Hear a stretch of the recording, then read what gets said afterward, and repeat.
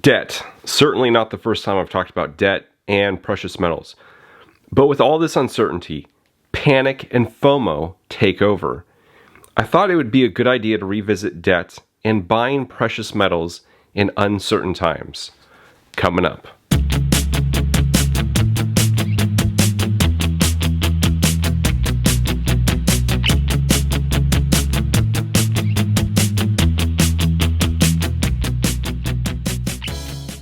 Hey everyone, welcome to Campbell's Coins. The market is showing wild swings on everything. The nickel market was shut down because it went up 250% in just a couple of hours, climbing past $100,000 per ton. That's the free market for you. Oil hit $150 per barrel last week. The stock market has been volatile too. If you're on Instagram in the stacking community, you've seen price charts posted just about every day for the last 2 weeks. Gold hit all-time highs last week. Platinum met all-time highs. FOMO is in full swing across the board. I received an email from a viewer about buying gold when they have debt. If they have cash reserves, should they pay off that debt, or should they use said cash reserves to buy gold? I'm omitting details, and this viewer said that I could share this question with you all as it might help others. I don't tell people what to do. Rather, I tell them what I would do. If what I would do makes sense, feel free to follow my example. My topic of FOMO and the question from the viewer of buying with debt are two separate topics, but they are related. I felt like combining them because sometimes they go hand in hand. First thing I want to do is fall for FOMO, fear of missing out. A lot of folks out there are pumping that fear message. Fear. I have a few screenshots from the bullion app regarding spot price on precious metals over the last couple weeks.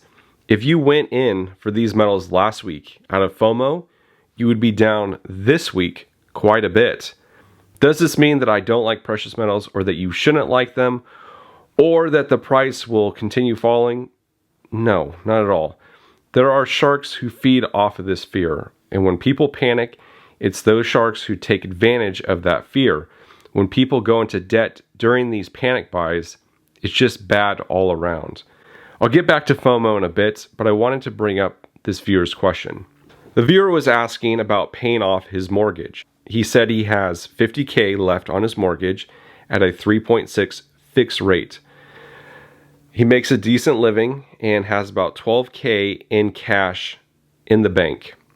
I told him if I was in his shoes, I would not pay off that mortgage. If you can borrow at a low fixed interest rate and you're applying it towards a good asset, that is good debt. If you're borrowing at a high interest rate or anything that is variable rate debt, that is not good. It's even worse if you buy a car or a boat with it, or any asset that depreciates in value. Gold and silver can depreciate in value. If you have fixed rate debt and you can easily make the payments, I don't see a problem with not paying it off. If you have any variable rate debt, I would pay that off as soon as you can. Variable rate debt can easily F you over in a collapse. We saw this happen in 2006 through 2008.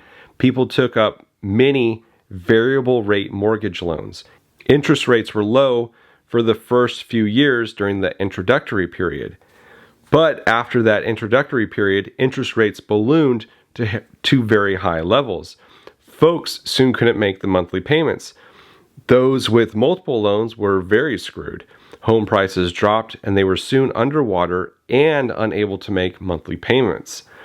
This precipitated the collapse and ultimately the death of the United States economy in 2008. Getting back to the question at hand, if you're good with your money, you have income coming in consistently, and have a fixed rate loan, I would let that sucker ride out. Use the system to your advantage. What about the cash reserves? I know I talk about cash losing value every day, and this is true. But the fact of the matter is, we exchange this cash for goods on a daily basis, and it is the most liquid next to gold. It's always good to have cash on hand for when the price collapses. When the economy collapses, prices drop, across the board. Gold and silver are no exception. We saw this happen in 2008 and again in 2020.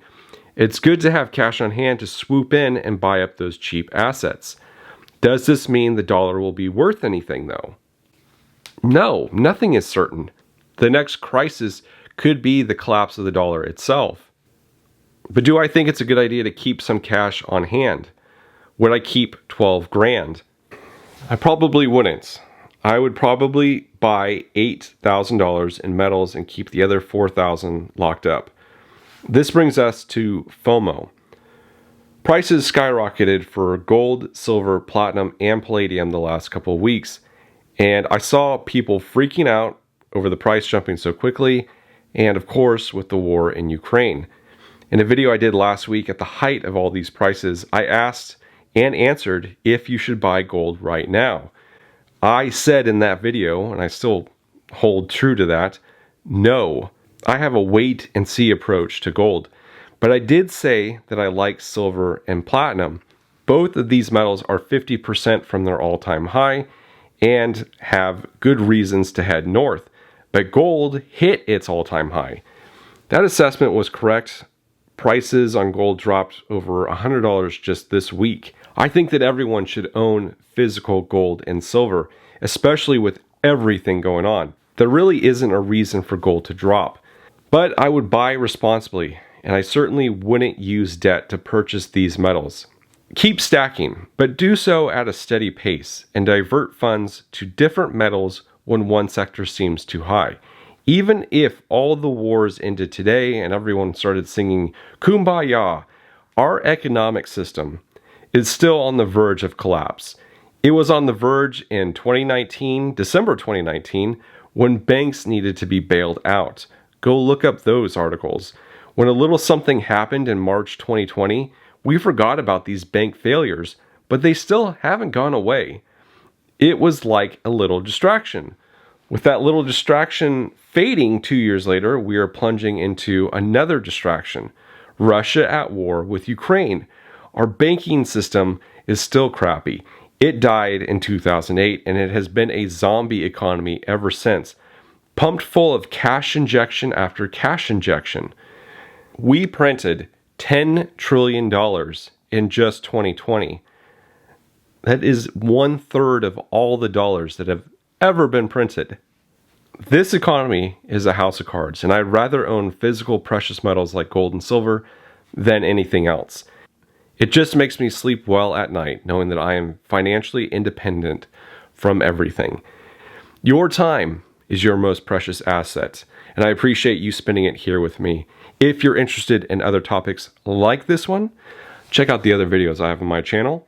Thank you all for watching. This is Campbell's Coins, and that is my 2 cents.